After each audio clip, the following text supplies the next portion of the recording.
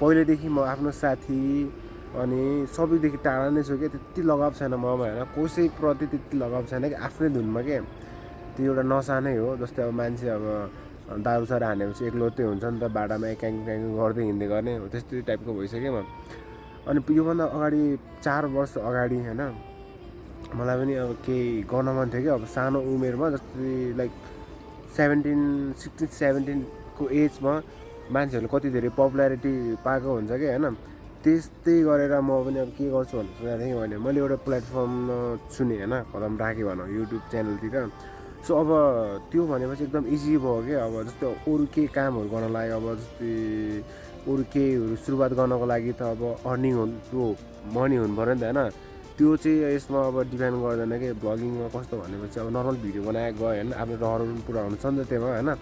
त्यो चाहिँ मलाई इजी लाग्न थाल्यो। इजी भन्नाले इजी त के इजी हुनु, अब त्यो चाहिँ मेरो लाइकको जस्तो लाग्यो मलाई। त्योबाट फेरि मैले भिडियो बनाउनु कन्टिन्यू होइन, त्योबाट अब त्यही सोसियल मिडियामा प्रायः जस्तो भिडियोहरू मैले त्यो भ्लगिङहरू हेर्थेँ, भिडियोहरू हेर्थेँ होइन। अनि त्यसले गर्दाखेरि नै अब धेरै नै चासो हुन लाग्यो त्यो कुराहरूमा है। अनि बिस्तारै भिडियो अपलोड गर्दै गरेँ। अब हप्तामा एकचोटि, महिनामा एकचोटि गर्न थालेपछि 1-2 महिनाको ग्यापमा अनि बिस्तारै सबै कुराहरू बुझ्दै गयो नि त। अब डेली भिडियो बनाउने यताउता सबै अलिअलि नलेज पनि हुँदै गयो। एउटा नर्मल फोन थियो होइन, लगभग 12-13 हजारको फोन, त्यो पनि धेरै हो होइन पहिले त। अनि त्यो 4 वर्षदेखि मेरो ड्रिम भनेपछि अब है, नयाँ ठाउँमा घुम्ने, नयाँ खाने, नयाँ कपडा लाउने, नयाँ मान्छेहरूसँग कुरा गर्ने, यताउता होइन, बाहिर कन्ट्री भिजिट हान्ने, कस्तो सपना देख्ने भने म एउटा भिडियो दिनभरि एउटा कन्टेन्ट बनाएँ होइन, त्यत्रो दुःख गरेर अपलोड गरिसकेर राति सुत्दाखेरि सपनामै 1 लाख भ्युज होइन, 1 मिलियन भ्युज गएको देखेँ नै उठेर हेर्दाखेरि के न के। अनि धेरै स्ट्रगल गरेर लास्ट के, अनि मान्छेहरूले पागलले भन्थ्यो मलाई होइन, किनभने अब त्योमा त अब भिडियो बनाएर मैले त केही पाइरहेन नि त होइन, त्यो कन्टिन्यू के डेली एक दिमागमा त्यही पागल भइसकेको थिएँ कि म होइन। अरूले के भन्छ अनि के चाहिँ गर्ने हो, अब मेरो लाइफमा के गर्दा राम्रो होला, 2 पैसा कमाउँदा, त्यो कन्टिन्यू भिडियो, डेली भिडियो। अनि त्यो डेली स्टार्टिङ गर्न लाग्यो मैले भिडियो। अनि त्यो गर्दाखेरि अब ह्याबिट हुन लाग्यो नि त होइन, भिडियो बनाउन कस्तो लाग्ने कि। अनि त्यही कुरामा फोकस भयो बढी। अनि त्यसलाई कन्टिन्यू दिँदै गएँ होइन। त्यत्रो 2-3 वर्ष, अब 2-3 वर्ष त मान्छे अब त्यो पुरा प्रोफेसनल भइहाल्दैन होइन। अनि धेरै कुराहरूको नलेज भयो, अनि मलाई इजी लाग्थ्यो कि। अनि त्यो गरिरहेको थिएँ मैले। अब सोचेको थिएँ एक न एक दिन त पालो आउँछ होइन, दुःख गर्छु अनि एक दिन पालो आइसकेपछि त अब होइन, आफूले भने जस्तो होस् न त्यो पुरा भइसकेपछि चाहिँ आनन्दले बस्ने भन्ने सोच्थेँ कि मेरो। कन्टिन्यू दिमागमा त्यही मेरो साथीहरू अब है कहाँदेखि कहाँ पुगिसके।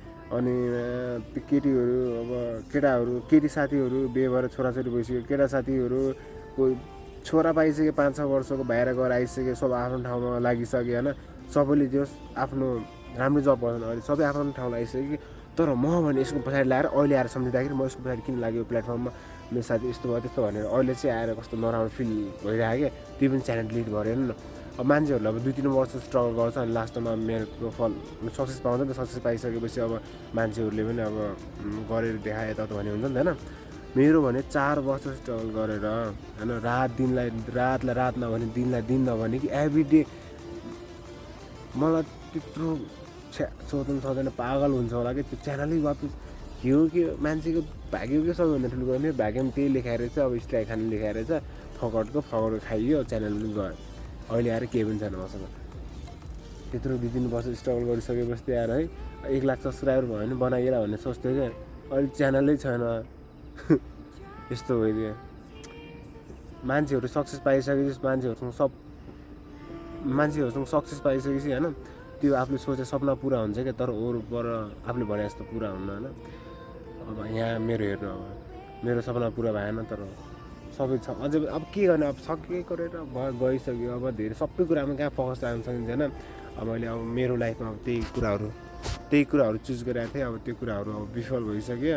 अब त्यो भइसकेपछि त अब अरू कुराहरूमा फोकस गर्न सक्दैन नि त। अब जिन्दगीभरि स्ट्रगल गरेर नि त, अनि आफूले इन्जोय कहिले गर्ने अर्को जिन्दगीमा। अनि यहाँ माथि आएर यस्तो दिइरहेको छु भने फेरि डोन्ट एक्सपेक्ट यस्तो हुन्छ भनेर है।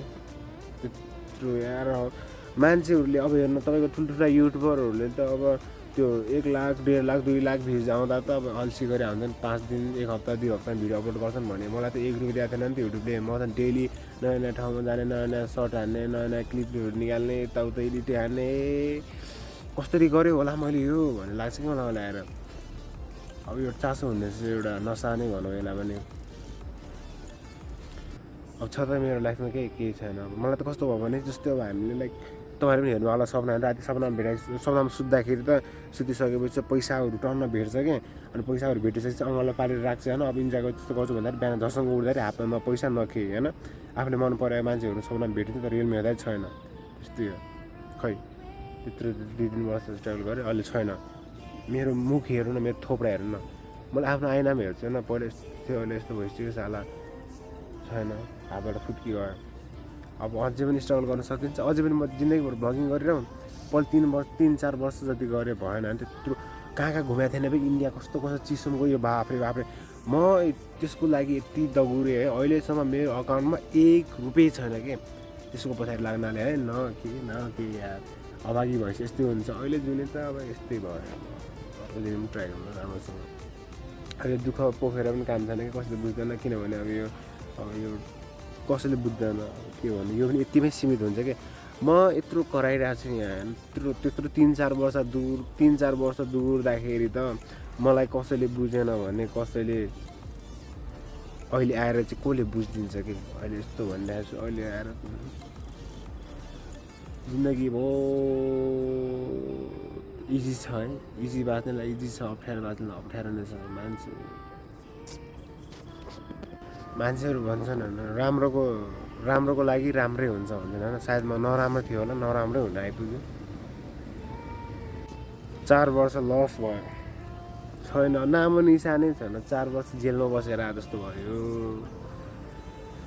अब के गर्न सकिन्छ आउने दिनमा पनि केही पनि हुँदैन है। अब म त्यति सिरियस लिएर बसेको थिएँ मैले युट्युबलाई यति धेरै सिरियस त कोही युट्युबरहरूले पनि लिँदैन होला कि। यत्रो 2 वर्ष म होइन पासपोर्ट बनाएको विदेश जाने भनेर अब हाम्रो त अब के विकल्प छैन। त्यो त हाम्रो कल्चर जस्तै हो। अब 16-17 नागेको कि अब विदेशतिर कुदिहाल्ने। अब इन्डिया नेपाल अब जाने भने त इन्डिया हामी बाहिर कन्ट्री अब इन्डिया नेपाल गर्दा थाहा भइसक्यो मान्छे होइन। अब बुझेर पासपोर्ट बनाएको मान्छे अब ल के गर्न सकिन्छ। अब बाहिर गएर काम छैन अरूको गुलामी त्यो 5-6 घन्टा ढुकेर काम गर्नुभन्दा बरु आफ्नै पर्सनल लाइफतिर चाहिँ अलिक धेरै फोकस गर्छु भनेर बसेको मान्छे कि 2 वर्ष त अब यताउता गर्दाखेरि स्ट्रगल भयो। अहिले यहाँ काठमाडौँमा होइन 3 वर्ष लगभग 2.5 वर्षभन्दा बेसी भइसक्यो कि यसो यही भिडियोको लागि अड्डे कि तपाईँहरूको माया पाउनको लागि कसले गरिदिने माया खोइ के गर्न खोजे के भइरहेको आफूलाई बुझ्न सकिरहेन कि मैले ड्रिम त फेरि यति बिग ड्रिमहरू छन् होइन। त्यही भएर धेरै सोच्नु हुँदैन कि खालि टाउको मात्रै दुख्छ कि धेरै कुराहरू सोचेर है पहिलेको भइदिए अब पहिलेको च्यानल भइदिए अब यस्तो गर्ने त्यस्तो गर्ने थियो। अब भएन केही छैन नयाँ सुरुवात गर भन्ने हुन्छ नयाँ सुरुवात गऱ्यो हारिन्छ कि अब आज यत्रो दुगुऱ्यो कन्टेन्ट अपलोड गऱ्यो केही हुँदैन। अनि अर्कोचोटि फेरि हारिन्छ फेरि दुगुऱ्यो कति दुगुर्ने छ जिन्दगीभरि यसको पछाडि दुगुऱ्यो भने भोलि त लास्टै दुःख पाइन्छ त। अनि अहिलेको उमेर छ त अनि अहिले उमेर भएको बेला डुलघुम गऱ्यो छ कोही कुराहरू म्यानेज राख्न सकिन्छ कि अब सोधा जस्तो पनि कुरा हुन त अब म त भन्दैन सक्यो मलाई त कति धेरै कुराहरू छ गर्नलाई। अब कसलाई चाहिँ सुनाउनु कोही सुन्नलाई रेडी नै छैन। सबैले आफ्नो लाइफतिर फोकस गरेर आफ्नो चुजहरू छ होइन। कसैलाई अब आइज मेरो भिडियो हेर जबरजस्ती आज यहाँ बसेर हेर पुरै हेर भन्नु भएन। अब आफ्नो चोइस भाग्य नै अभागी भाग्य खोटो भएपछि जे गरे पनि हुँदैन कि महाजिद्दी म त अब के भन्नु छैन कति गुनासो पोख्नु 2 जनाले भन्दा बढी हेर्दैन भयो।